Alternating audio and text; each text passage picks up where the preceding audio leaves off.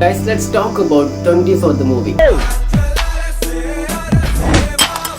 ഇന്നത്തേക്ക് ഈ സിനിമ ഇറങ്ങിയിട്ട് 10 വർഷം തികയാണ്. ശരിക്കും പറഞ്ഞു കഴിഞ്ഞാൽ 2016 120 കോടി രൂപ ബോക്സ് ഓഫീസിൽ കിട്ടി സൂപ്പർ ഹിറ്റ് പ്രഡിക്റ്റ് ആയ ഒരു സിനിമയാണ് 24. പക്ഷെ ഒരു അർഹിച്ചൊരു ജയം തന്നെയോടെ കിട്ടുമെന്ന് ചോദിച്ചു കഴിഞ്ഞാൽ ഞാൻ അല്ലാന്ന് പറയും.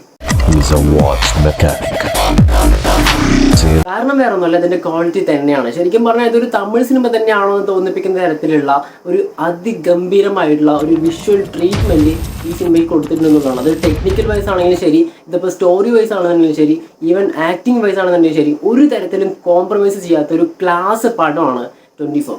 സിനിമയുടെ ചില ഫ്രെയിംസ് ഒക്കെ കണ്ടുകഴിഞ്ഞാൽ നമ്മൾ ഞെട്ടിപ്പോകും. അത്രയും റിച്ച് ആൻഡ് ടോപ്പ് ക്ലാസ് ആയിട്ടാണ് ഇതിലെ എവറി ഫ്രെയിമും അവർ എടുത്ത് വെച്ചിരിക്കുന്നത്. എസ്പെഷ്യലി ഫ്ലാഷ് ബാക്ക് സീൻസിലൊക്കെ എന്തോരം ക്വാളിറ്റിയാണ് ഓരോ ഫ്രെയിംസിൽ നമ്മൾ ആലോചിക്കണം. അതേപോലെ തന്നെയാണ് ഇതിൻ്റെ സൗണ്ട് ട്രാക്കും റഹ്മാന്റെ കംപ്ലീറ്റ് സിഗ്നേച്ചറും ഇതിനകത്ത് layer by layer scene by scene നമുക്ക് അനുഭവിച്ചറിയാൻ പറ്റുന്നുള്ളതാണ്. അതിപ്പോൾ ബാക്ക്ഗ്രൗണ്ട് സ്കോർ ആണെങ്കിലും പാട്ടാണെങ്കിലും എലവേഷൻ സീൻസ് ആണെങ്കിലും ഒരു രക്ഷയില്ലാത്ത കോൺട്രിബ്യൂഷനാണ് ഈ ബോത്ത് ഓഡിയോ വോയിസും വിഷ്വൽ വോയിസും ഇതിനകത്ത് കൊണ്ടുവന്നിട്ടുള്ളതെന്ന് പറയാം. ഇതിന്റെ സ്റ്റോറിയിലേക്ക് വരികയാണെന്നുണ്ടെങ്കിൽ ഇതിനകത്ത് കൊടുത്തിട്ടുള്ള ഈച്ച് ആൻഡ് എവറി കോൺഫ്ലിക്റ്റുകളും നമുക്ക് കൺവിൻസിംഗ് ആണ്. അതിപ്പോൾ ക്യാരക്ടേഴ്സ് തമ്മിലുള്ള കണക്ഷൻസ് ആണെങ്കിലും ശരി, ഇമോഷണലി ആണെങ്കിലും ശരി, ഈ സ്റ്റോറി ഡെവലപ്പ് ചെയ്യുന്ന ഒരു മെത്തേഡ് ആണെങ്കിലും ശരി, എല്ലാം കൊണ്ടും കൺവിൻസിംഗ് ആയിട്ടുള്ള കോൺഫ്ലിക്റ്റ് ആണ് ഇതിനകത്ത് വന്നിട്ടുള്ളത്. അത് മാത്രമല്ല, ഇതിനകത്ത് ഏറ്റവും വലിയ ഹൈലൈറ്റ് എന്ന് പറയുന്നത് ഇതിന്റെ ഇന്റർവൽ ബ്ലോക്കാണ്. ഇന്റർവെല്ലിൽ നായകൻ തന്നെ മരിക്കുക എന്ന് പറയുമ്പോൾ നമ്മുടെ കിളി പോകുന്ന രീതിയിലുള്ള പ്ലോട്ട് ട്വിസ്റ്റാണ് അവിടെ സംഭവിക്കുന്നത്.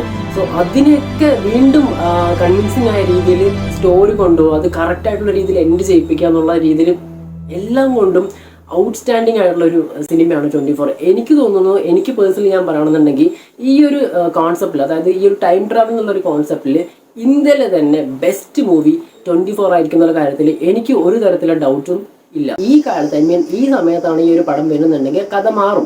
കാരണം അന്നത്തെ ഓഡിയൻസും ഇന്നത്തെ ഓഡിയൻസും തമ്മിൽ നല്ല വ്യത്യാസമുണ്ട്.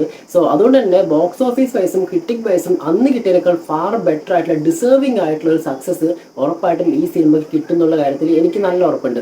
സോ ഇതാണ് എൻ്റെ ഒരു പേഴ്സണൽ ഒപ്പീനിയൻ. നിങ്ങളുടെ ഒപ്പീനിയൻ ഉറപ്പായിട്ടും ജസ്റ്റ് ഒന്ന് താഴെ കമൻ്റ് ആയിട്ട് കമൻറ്റ് ചെയ്യുക. വീഡിയോ ഇഷ്ടപ്പെട്ട ജസ്റ്റ് ഒന്ന് ലൈക്ക് ചെയ്യുക, ഷെയർ ചെയ്യുക, പേജ് ഒന്ന് ഫോളോ ചെയ്യാൻ മറക്കണ്ട. Okay, by.